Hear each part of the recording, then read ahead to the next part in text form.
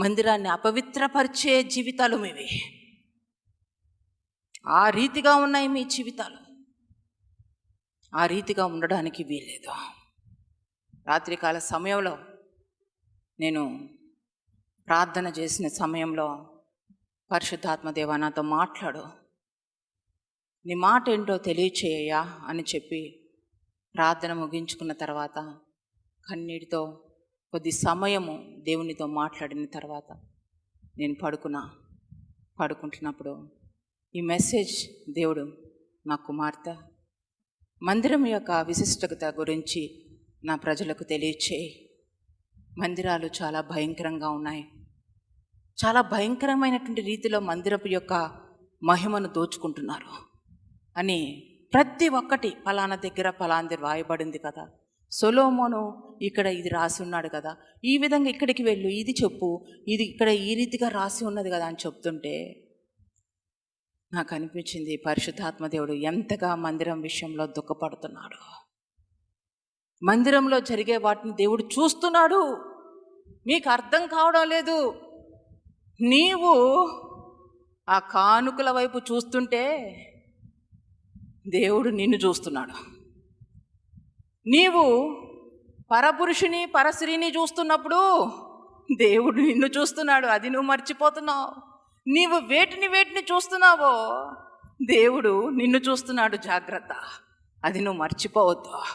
దేవునికి మరుగైనది ఏదీ లేదు. దేవునికి మహిమ కలుగును గాక. పరిశుద్ధాత్మ దేవునికి మరుగైనది ఏదీ లేదు. ఎట్టి రీతిలో మీ జీవితంలో కల్మషాన్ని చేస్తున్నారో, కల్మషమును అంటిస్తున్నారో, ఎంత భయంకరంగా దైవజనుల గురించి కూడా అబద్ధపు సాక్ష్యం ఇస్తున్నారో దేవునికి సమస్తము తెలియను. దేవునికి తెలియకుండా ఏదీ లేదు. కొన్నిసార్లు కొంతమంది అనుకుంటారు మేము చీకటి గదిలో మాట్లాడుతున్నాం ఇతరులతో, పరాయి వ్యక్తులతో, పరిచయము లేని వ్యక్తులతో, ఫోన్స్లో చీకటిలో మాట్లాడుతున్నాం. ఎవ్వరూ చూడరు, ఎవరికి కనపడతా. మన దేవుడు చీకటిలో కూడా చూసే దేవుడు. దేవునికి మహిమ కలుగును గాక. ఆయనకి మరుగైనది ఏదీ లేదు.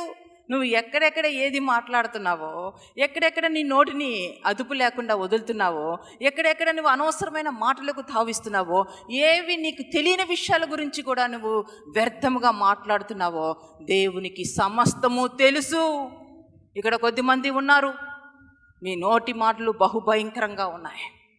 ఇష్టానుసారంగా మాట్లాడే నోర్లు మీవి. ఏది మాట్లాడుతున్నారో మీరు ఎరగకుండానే మాట్లాడుతున్నారు. కనుక మందిరంలోకి వచ్చినప్పుడు బహు జాగ్రత్తగా ఉండండి. నిజంగా ఆ దేవుడు మీ కుటుంబాలను ఆశీర్వదించాలి, దీవించాలంటే, నీ బిడ్డలను గొప్ప చేయాలంటే, అభివృద్ధి పరచాలంటే, నీ తరములో నిన్ను ఉన్నతంగా నిలవబెట్టాలంటే నువ్వు వెళుతున్న మందిరం యొక్క శ్రేష్టత ఏమిటో నువ్వు ఎరిగి ఉండాలా. ఊరకనే తెలిసి తెలియక మందిరాల్లోకి దిగబడవద్దు. అది పరిశుద్ధ మందిరము, అది పరిశుద్ధ మందిరము, అది పరిశుద్ధ మందిరము కనుక పరిశుద్ధ మందిరంలోనికి పరిశుద్ధులు ప్రవేశించాలా.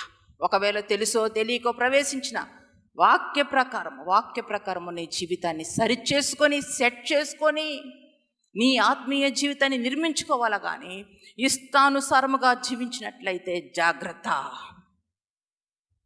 అయోగ్యంగా ఆయన పాత్రను ముట్టిన ఎడల శాపగ్రస్తులు అవుతారు.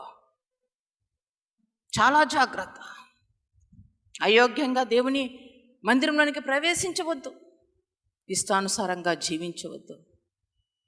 మీ నోటి మాటలు కూడా చాలా జాగ్రత్తగా మాట్లాడాలా. ఒట్టొట్టి మాటలు మాట్లాడుకుంటూ ఉండడానికి వీల్లేదు. పొరపాటు చేత ఇది జరిగిందని దూత ఎదుట చెప్పాల్సిన అవసరము లేదు. నీ దేహానికే నువ్వు శిక్షను తీసుకొని వచ్చుకుంటున్నావు. నీ దేహానికే శిక్ష వచ్చే విధంగా నువ్వు మాట్లాడవద్దు. కనుక బహు జాగ్రత్తగా నువ్వు మాట్లాడాలా. నిరాశలో ఉన్న హృదయమును మార్చుమా, కన్నీటిలోయలో ఆదరణ నింపుమా. నీ వాక్యమనే ప్రాణవాయువును ఊదుమా. యేసయ్యా యేసయ్యా నీ అద్భుతమును చూపించుమా.